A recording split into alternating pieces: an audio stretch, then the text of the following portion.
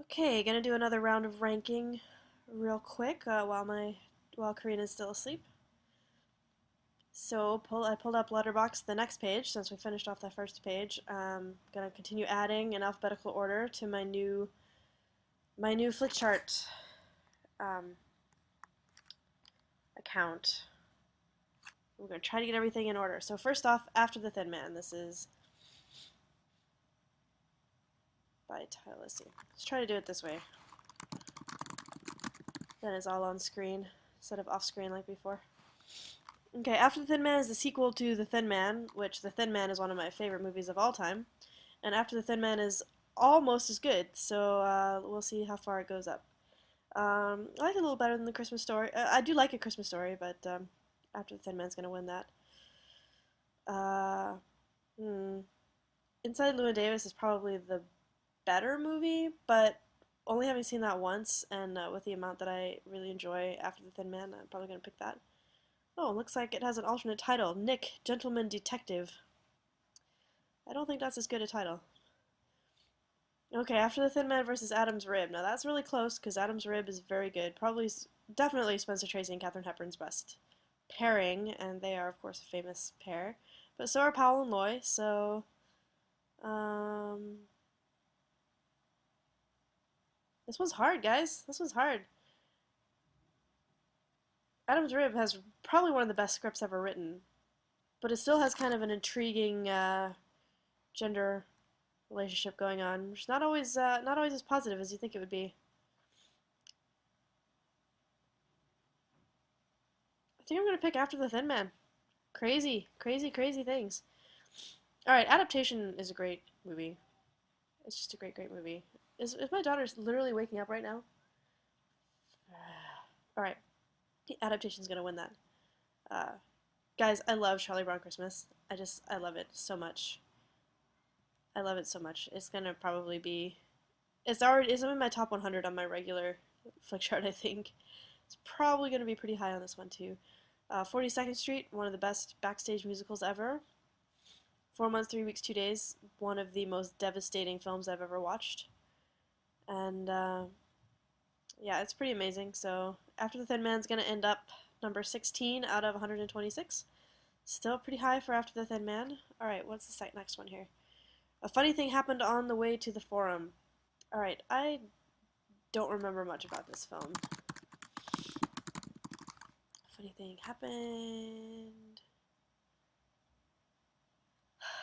So it's probably going to go pretty low down where films I don't remember very well go. So Christmas Story can win that.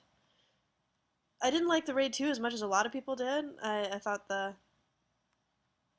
was too much story, if that doesn't make sense, but it does kind of make sense. The first one was so simple and pristine and beautiful, and this one is just not to me.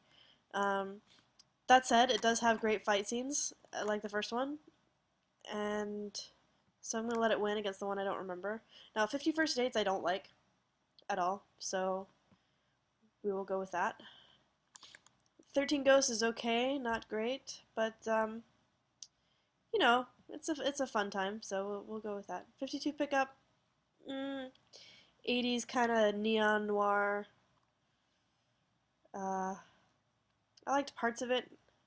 I'll give it that for the parts of it. 13 Zametti is an interesting concept, kind of a Russian roulette concept. Not much more than the premise, but the premise is really good, so there you go. I'll take If Anything Happened over Addicted to Love. Because, yeah, I don't know why. This is what happens when you end up with films that you don't remember very well or don't care about that much. They're just kind of like, whatever wins, gonna win. Okay, Andrzej Wajda's A Generation. This is the first in Wajda's series of World War II films. I have not seen the other two yet. The other two, one of them is Ashes and Diamonds, which is the one he's best known for, so I should see that eventually, but I haven't yet. A Generation is very good look at Poland in World War II. Very heart-wrenching, but it just doesn't have kind of the warm, nostalgic feel that A Christmas Story does, so I'll give it to A Christmas Story there. Now, I do think it's better than The Raid 2. and it's better than that middle of the road Looney Tunes. Ah, Mystery Men though. This is one of those kind of matchups that it's impossible to pick because they're so different.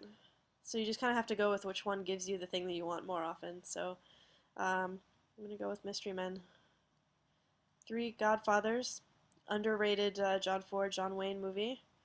But yeah, I think I'll go with The Generation on this one. 8 Mile. I actually really like 8 Mile. It's one of the few movies where I like rap music. I don't like rap music in general, but it works in this movie. But World War II Polish people is gonna win that out. Dog's Life, early Chaplin short, not one of my favorites. Pretty good. It's like The Kid, except with a dog instead of a kid. Um, so we'll let A Generation win that.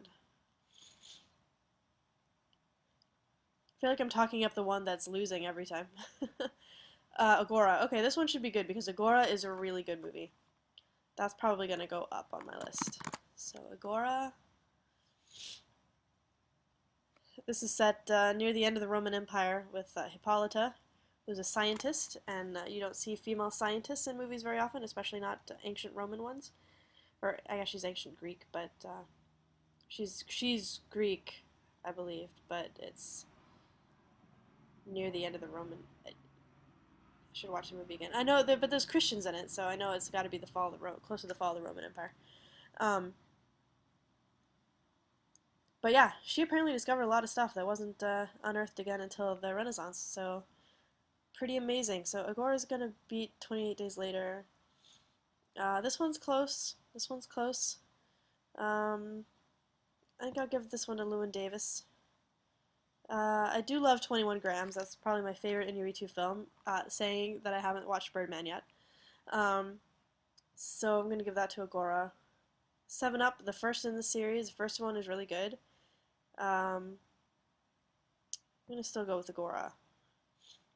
Okay, 21 Up. I think 21 and 28 Up are my two favorite ones of these. And I do think that the series as a whole is better than Agora. It's just that individual ones are kind of a little bit more difficult to say. 13 Assassins. Very good Miike film if you like samurai. And who doesn't, really? But I'd give this to Hippolyta right there. 35 Up. This is it's so difficult to rank the Up films separate from each other.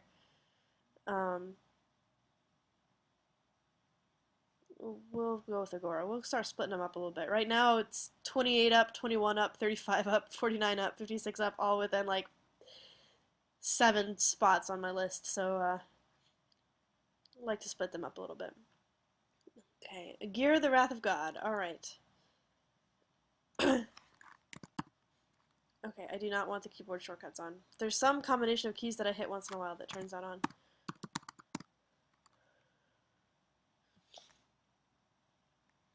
Now, Werner Herzog is one of those directors that I feel like I should like, and I really don't that much. I liked Cave of Forgotten Dreams. I watched Agiro is the first one of his I watched, and did not really get into it. So I don't predict good things for this ranking, unfortunately. Yeah, no, I even like the Raid 2 more. Agira is just, like, it's just too much. It's too much stuff. I can appreciate it to some degree, but I did not really enjoy watching it. 24 Hour Party People was an interesting one. Michael Winterbottom. I liked it, didn't love it, but I guess liking it is even more than I did with Agira when I watched it. Fifth Avenue Girl, Ginger Rogers. You know, she's my girl. Alright, here we go. 2 films that I should love more than I do. Clockwork Orange was just, it was definitely too much. It was more than I wanted to deal with, more than I could really handle. So, like, I get that it's supposed to be. This is one of those cases of where if I was ranking movies that are good instead of movies that I like, both of these would be much higher. But I'm ranking just according to how much I liked things. So, I actually liked A Clockwork Orange more than I liked Agira. So, there you go. Alright, Agira, 106 out of 130. Not looking good for Mr. Herzog's average. Alright, Hard Day's Night. I do like this one a lot. See, I like some movies.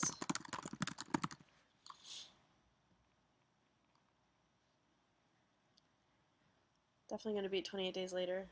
Yeah, I like Hard Day's Night more than Inside Llewyn Davis. See, I love Hard Day's Night, basically. I think it's pretty amazing. Um, I don't know if I like it more than Adam's Rib, though. We'll say Adam's Rib this time. Hard Day's Night versus Gravity. Yeah, I like Hard Day's Night more than Gravity. Sorry. Alright, Marx Brothers. Getting some Marx Brothers into the action.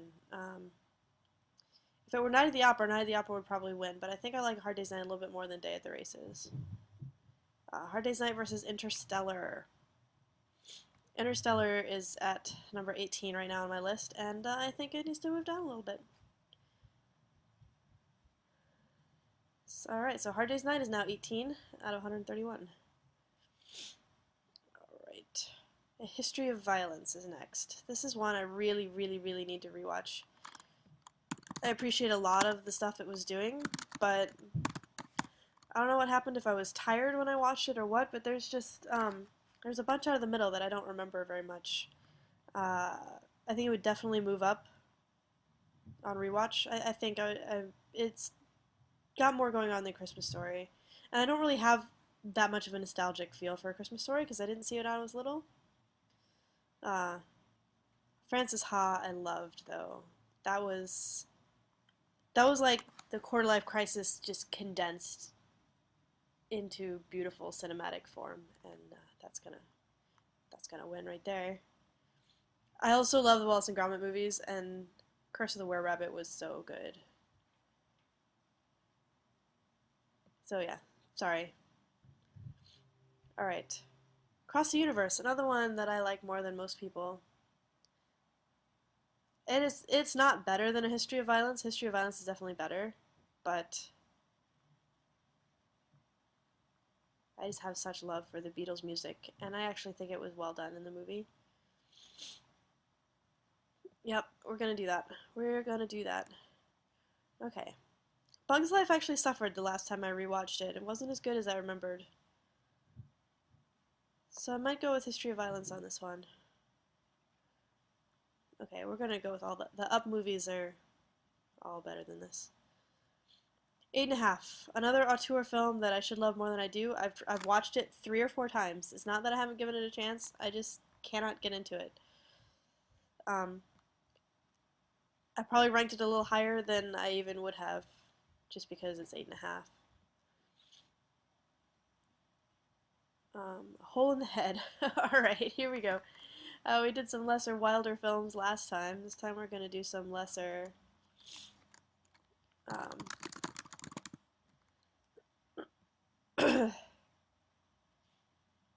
some lesser Frank Capra films. This is Frank Capra 1959. Not that good.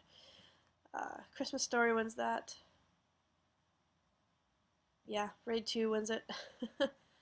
I'll give it over Addicted to Love just because there's a couple characters that are really good in this. His parents, played by Thelma Ritter and Edward G. Robinson. Like, it doesn't get better than that, so the movie gets some points based on them being in it. Okay.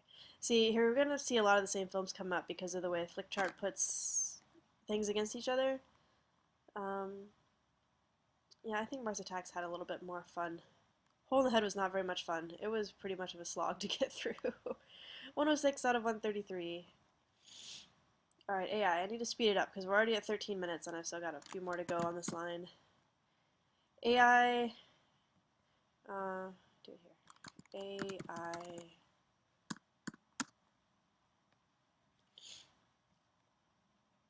I do not like this film. It ended too many times. It had too much of Spielberg's schmaltz in it. If it had been more like Kubrick's original vision, I probably would have liked it more. But as it is. And I might like it more on rewatch. I know a lot of people who really love it. This is the remake of 12 Angry Men, just so you know. 1997, it's not the original. So, but still, the story of that will put it over how much I dislike AI. The premise of AI is good, though. There's a lot of good performances, so it'll go over Addicted to Love, which is kind of mediocre. It can go over 13 Ghosts. Like, I don't hate the movie. It can go over Mars Attacks. We just watched this one the other day, and I actually enjoyed it a lot more than I expected to. So yeah, this is going to be controversial. but I'm going to do that, and I'm going to do that. 105 out of 134.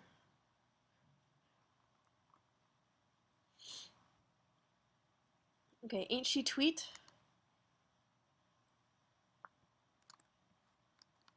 is a Looney Tune. And I am going to actually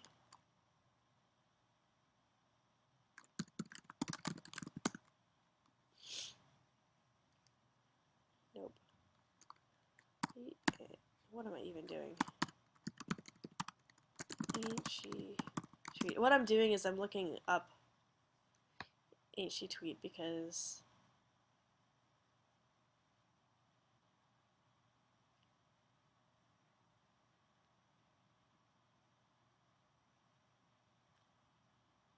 okay, yes, this is the one that I've seen a whole bunch of times because Karina's been watching it. So, it's obviously Tweety versus Sylvester, and it's got a bunch of Granny has a bunch of bulldogs, and Sylvester's trying to get across them. It has a lot of really funny gags in it. So, uh, yeah, it's more satisfying to me than 28 Days Later. I'm gonna get in so much trouble with people for all of these rankings. I really like Back to the Future Part 3. I mean, the Western time period is really great for me. 42 Up, better. Lego Movie. I really enjoyed the Lego Movie. It wasn't, I don't think it was as great, maybe as everyone said, but I'm saying things now that I don't like when people say. Because that's really, saying something's overrated is really just judging critics and not judging the movie. Um, so yeah, I liked it. Aeon Flux, I already said I really love that movie, so do that. Uh, I actually think this Looney Tunes beats Fred Astaire this time. That's a good Looney Tune. So, two more. Air Force One and Airplane. Oh, I'm gonna get in so much trouble when we get to Airplane. Let's do Air Force One first. I like Air Force One a lot. It was actually already in my list, wasn't it? Well, it moved, so now I don't know what to do. Because it was already in my list, which means it should have been in the right place. But I guess it wasn't. Alright, so it's not as good as Inside Llewyn Davis. Not as good as Back to the Future 3. I like the Up movies better. Lego Movie is funnier. I mean, Air Force One isn't supposed to be funny, but you know what I mean. It is better at being funny than Air Force One is at being what it is. Um, Aeon Flux kicks ass. It even kicks the president's ass.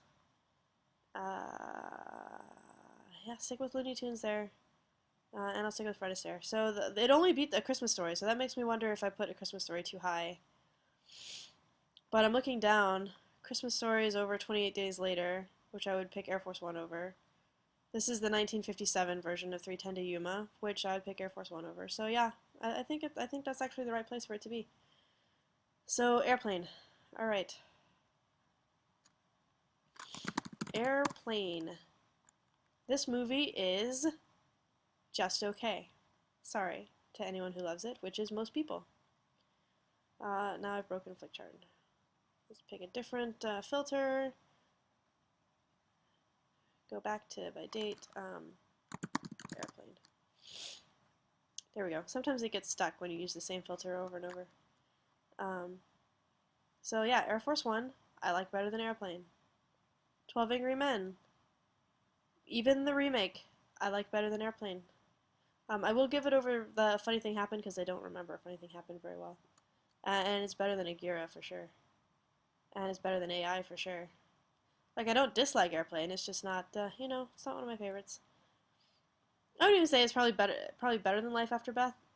I enjoyed Life After Beth. I also can't talk. Um, Airplane has a lot of funny one-offs.